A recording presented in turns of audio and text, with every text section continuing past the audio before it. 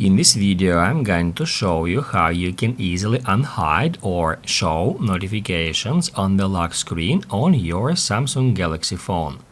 Be sure to watch the video to the very end so you don't make any mistakes. Let's get started, guys, and first off, you need to head over to Settings. To do that, just swipe down from the top of the screen and then tap at that gear. After that, scroll down a bit until you find Notifications here. And on the next step, tap at Lock Screen Notifications. Basically, guys, in order to turn on lock screen notifications, you just need to activate this option first.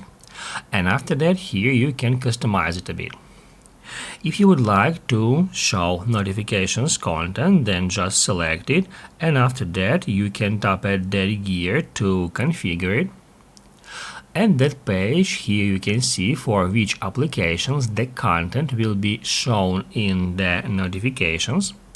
If you want the content of the particular app to be shown on the lock screen, then just enable this app here in this list. If you don't want, just disable it. However, also you can hide all the content for all the notifications on the lock screen by selecting that option. Basically, guys, that's how it can be easily done, and if this video was helpful for you, don't forget to hit the like button.